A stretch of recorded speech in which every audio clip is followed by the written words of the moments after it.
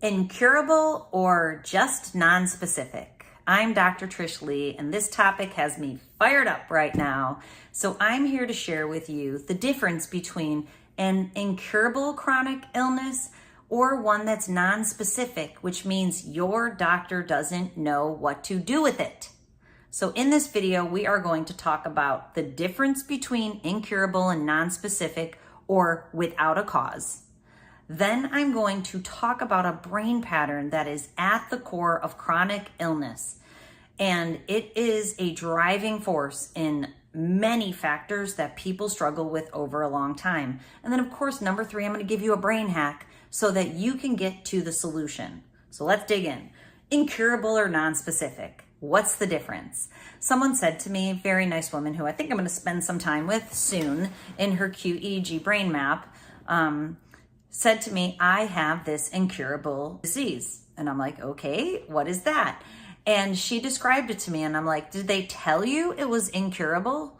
And she's like, no, they said it's non-specific. And I'm like, whoa, whoa, whoa. Lovingly, let me challenge the framework on this one. And that's what I'm going to do for you here, is that just because a doctor, your doctor, doesn't know what causes something and doesn't know what to do with it does not make it not curable.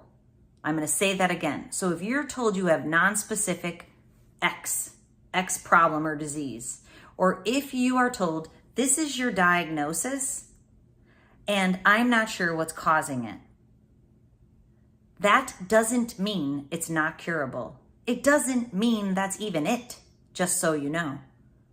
And this is something I help people with, so I'm a little fired up about it, but I'm fired up because if I told you the number of diagnoses that I have been handed over the last 2 years, it would blow your mind. And I already have planned a playlist on chronic illness, and I'm going to outline all of the diagnoses that I've been told that I have for no reason. So I was told I have Sjogren's syndrome, dry eyes and dry mouth. I said to the doctor, why would I have Sjogren's syndrome? And they're like, oh, that's a disease that has no known cause. And something has to be causing it. I can't have a disease with no cause. So the operative word there is no known cause. Your doctor doesn't know. So in my case, it was neurotoxin poisoning. I would argue in many people's cases, it's unknown neurotoxin poisoning or neurotoxin exposure. So I'm going to make this playlist of all the things that I was diagnosed with, but you know me, right? You've met me. So I'm sitting in these doctor's appointments and, doctors see me coming. I'm sure they're like, oh no, it's got to be in my record. This one's not going to believe the diagnosis that she's given. The eye doctor, I have had a corneal ulcer in my eye. That one was very painful and I had to have it remediated. I had all these eye problems and I actually still need to reach out to this doctor and tell him. He's a very nice guy, super nice. I like him, except for he did me wrong hardcore over the course of 5 years because he kept telling me that it's contact dermatitis for no known reason.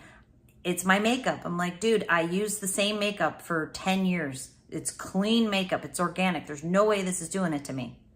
Like, you have to tell me something that makes relative sense so that I can try to figure this out. But handing me up all these diagnoses with no known cause.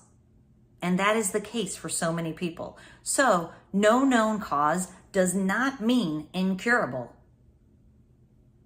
So I help people with diagnoses that you wouldn't think I could help people with. And this is the reason. We're going to move on to number 2, is that I now know that many chronic illnesses, if they're not caused by neurotoxin poison, they're fueled by it. And so there's many issues that people have because of something throwing their nervous systems off.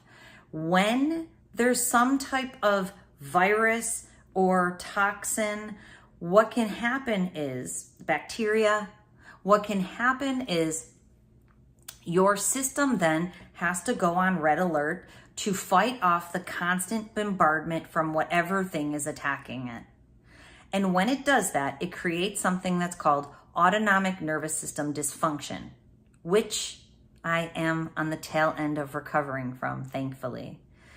Autonomic nervous system dysfunction is one of sympathetic dominance. Sympathetics is fight or flight. Parasympathetics is rest and digest. So basically, if there's an onslaught of something that is making your system tipped and unbalanced, then your system is constantly looking for, in a hypervigilant way, what it needs to protect itself from. So that can be physical, mental, or emotional. So if you're in an emotionally abusive relationship and you never know what you're going to get from your partner, that creates autonomic nervous system dysfunction, because you can never let your guard down, because your emotional environment is unsafe.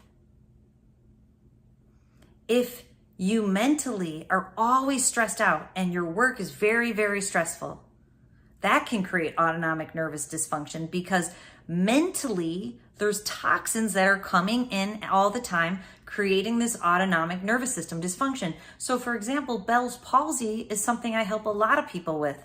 Bell's palsy is either always or partially caused by sympathetic dominance. It's definitely a factor. And so when I see sympathetic dominance in the brain, I can help optimize that sympathetic dominance, get more parasympathetics going in life through resting and digesting, and help a person to be able to ward off that autonomic nervous system dysfunction. I've included in my assessments now assessments for neurotoxins, so we can break that down together, because most doctors are not looking for that. So something now I'm moving into is clinical neurotoxicology. Toxins that are bombarding our nervous systems and creating autonomic nervous system dysfunction and giving people a whole host of health problems that they don't know are caused by something physically throwing them into constant fight or flight. That's the case with me. The neurotoxins that I was being exposed to were in the air in my home. And with every breath, I was toxifying myself. With every moment my eyes were open, neurotoxins can enter your system through your eyes, through your skin, and mostly through breathing.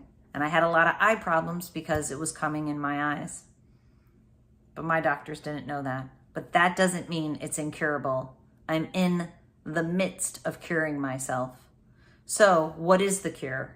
The cure is to see what your brain is doing, and you have to figure out if there's something physical, mental, or emotional that's coming into your nervous system to create the autonomic nervous system dysfunction that we will see in your QEEG brain map. That's the assessment that I do. That's the brain rewire assessment. And if you don't know about the physical environment, you have to look. And I have affordable ways to look. I've learned them in my own journey. Affordable ways to look at your environment, affordable ways to look into your system. And when we do this, we can rule out physical, mental, or emotional causes. Then we have to know which one, if one, and what could be all of them, that is perpetuating the autonomic nervous system dysfunction. We can use neurofeedback and coaching to take your brain out of autonomic nervous system dysfunction into the optimal mode. Then I have to teach you how to keep your brain there. So the way I use neurofeedback is I use the technology to unconsciously guide your brain into the healthier mode. But then in coaching, you and I look at the subconscious things that are flying under the radar and the conscious issues that you know of, plus the physical aspect, and we find the healthy way for you to create a balanced life into the future so that your system comes out of autonomic nervous system dysfunction, sympathetics decrease, parasympathetics increase, and you keep a balanced brain and life for the rest of your life. And you know what that creates? It creates happiness, joy, purpose. You get to go out into the world, kick some butt, and rock out your best life. You can get out of this downward spiral. I can help you create an upward spiral.